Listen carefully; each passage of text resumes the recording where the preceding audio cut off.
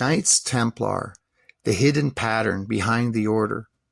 Episode 1, the order that appeared at the Crossroads. Throughout history, certain events appear disconnected when viewed individually. A war here, a religious movement there, a financial crisis somewhere else. A powerful organization rises, another falls, and the official record places each event into its own separate box. But when we step back and examine history as a larger system, patterns begin to emerge. Ideas travel, knowledge moves between civilizations, wealth creates influence, institutions rise around information and resources. And when powerful systems collide, the story that survives is often the story written by the winners. The Knights Templar sit at one of these historical crossroads. The common story is familiar. We are told a group of honorable knights forms after the First Crusade to protect pilgrims traveling to Jerusalem. They become a military order, grow extremely wealthy, become too powerful, and are eventually outlawed, captured by the French king, while the papacy aided and abetted in one of the most dramatic political actions of the Middle Ages. But when we look closer, the story becomes much larger, because the Knights Templar did not appear out of nowhere. They emerged at a moment when multiple currents of history were converging. Ancient civilizations had left behind monuments, manuscripts, symbols, secrets, and traditions. Religious movements were competing over interpretations and perceptions of truth. Trade routes connected cultures that had been separated for centuries. Empires had risen and fallen, leaving behind layers of knowledge waiting to be rediscovered. The question is not simply who the Templars were. The deeper question is, why did this organization become a meeting point for so many mysteries surrounding knowledge, wealth, religion, and power? To follow that trail, we have to look backward.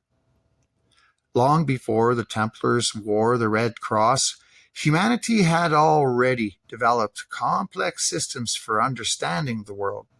Ancient Kemet or Egypt explored mathematics, astronomy, architecture, and symbolic systems that connected humanity with the cosmos.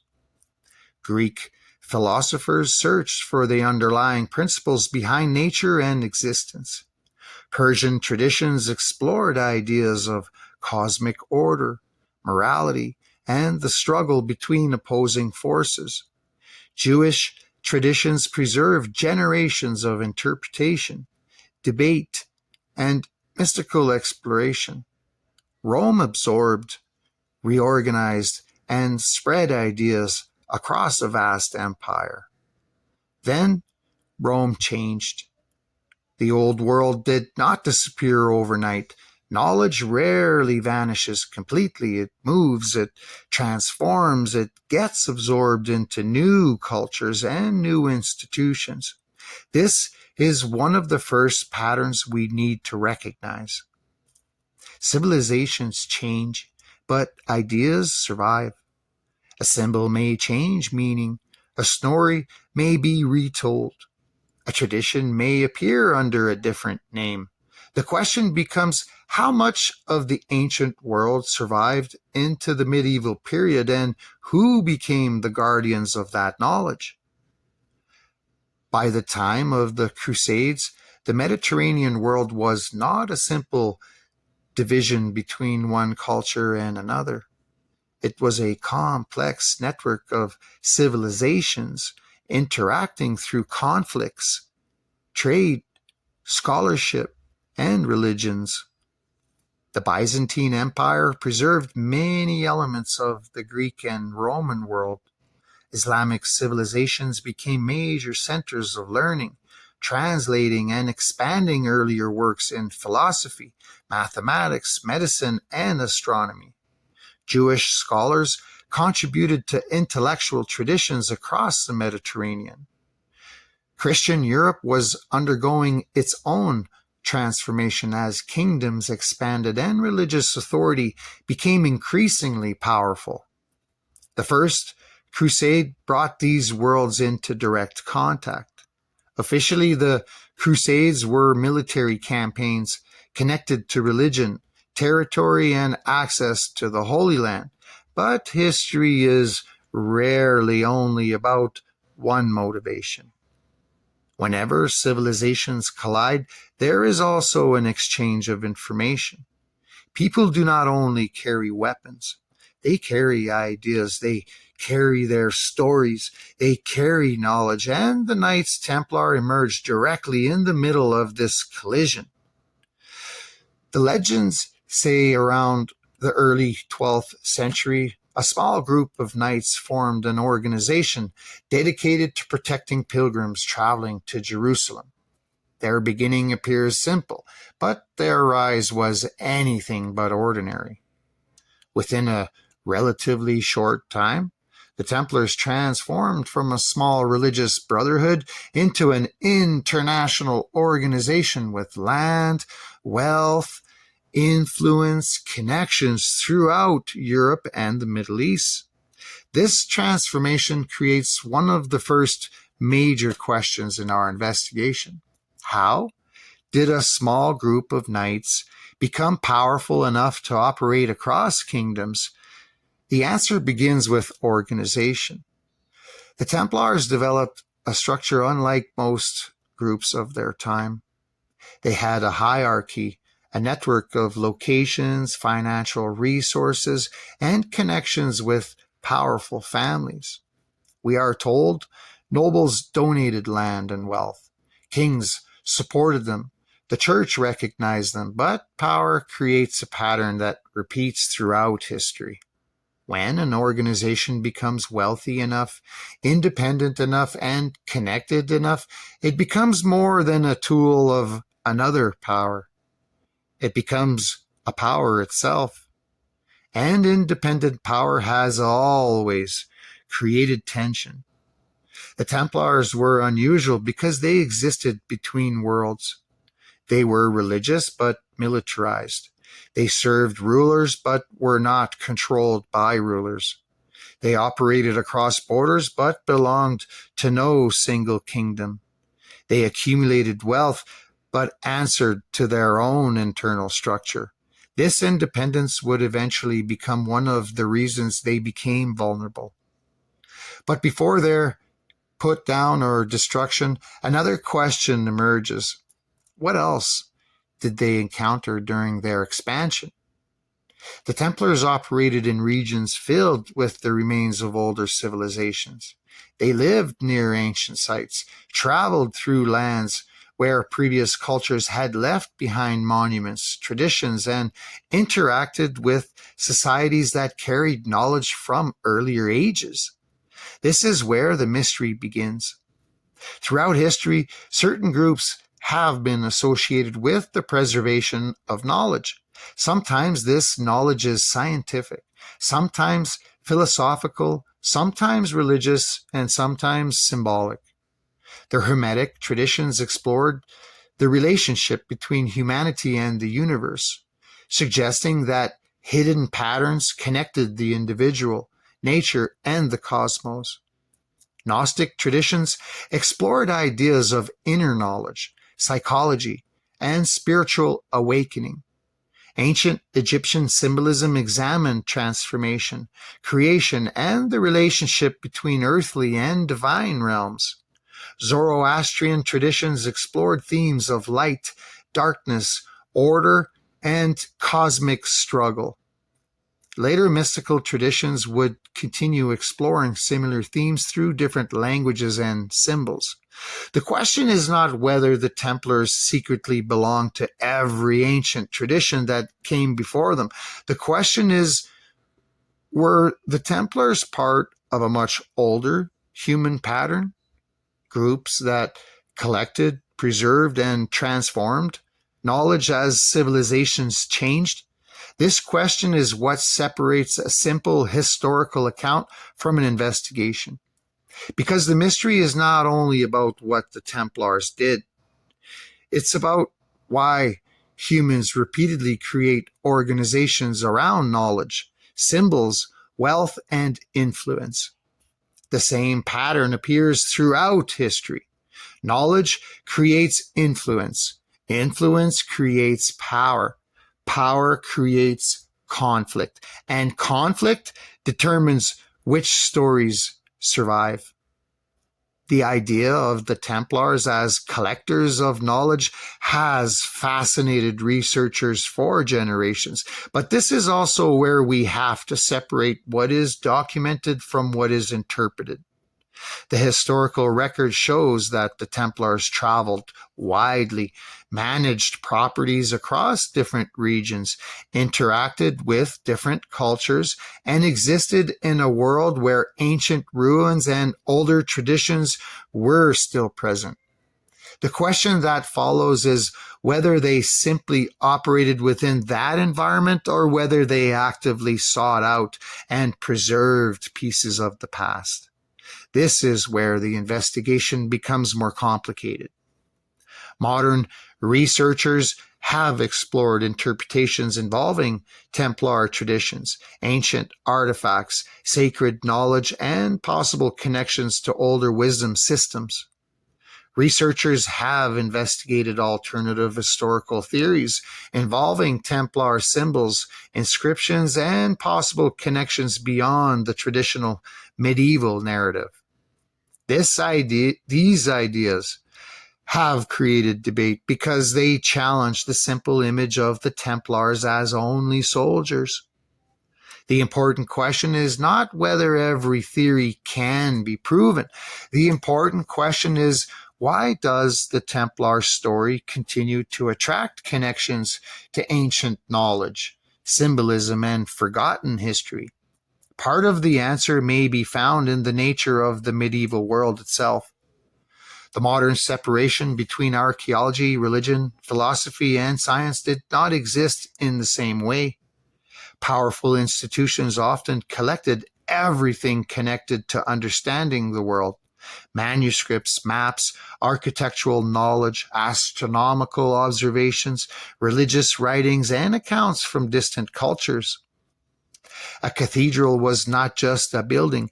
A symbol was not just decoration. A number was not always just a number. Architecture, mathematics, astronomy, and theology were often connected through symbolic systems. The people who designed and built great structures were not simply creating impressive monuments. They were expressing ideas about order, creation, and humanity's place within the universe. This is one reason the Templars became connected with ideas such as sacred geometry and hidden symbolism. Whether these connections represent actual continuity or later interpretations, the pattern itself is fascinating. Throughout history, humans have used symbols as containers. A symbol can survive longer than a language. A story can survive longer than an empire.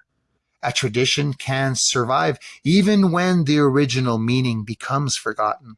And this brings us to another major part of the Templar mystery: their wealth. The popular image of the Templars as the first bankers is often simplified. But there is a reason this association exists. Their international network required systems for moving resources across dangerous territories. A pilgrim, noble, or merchant could deposit valuables in one location and access resources elsewhere if they survived. This reduced the risk of carrying large amounts of wealth across long distances. The Templars developed financial practices that were advanced for their time, but the deeper question is not simply whether they were early bankers. The deeper question is what happens when a military and religious organization becomes financially independent. Throughout history, money has never been only about wealth. Money creates mobility. Money creates influence. Money creates independence. An organization with resources beyond the direct control of rulers becomes something different. It becomes an independent force within the political landscape. And this is where the story moves towards France. France was one of the strongest centers of Templar influence. Many early members came from French territories. French nobles supported the order. The organization developed deep connections throughout the kingdom. But France was also facing a changing world. The monarchy was becoming more centralized. Kings were attempting to strengthen their authority. Independent sources of wealth and influence could become obstacles. This is where we encounter one of the most interesting periods of the investigation. In 1306, King Philip IV of France ordered the expulsion of many Jewish people from France and confiscated property. The reasons behind medieval expulsions were complex and often involved a mixture of religious attitudes, political calculations, social tensions, and financial motives. Then only 1 year later, in 1307, the French crown moved against another wealthy independent organization, the Knights Templar. 2 events, 1 kingdom, 1 ruler, a short period of time. So the question becomes, were these isolated events, or were they part of a larger transformation of power taking place in France? This does not automatically provide one answer.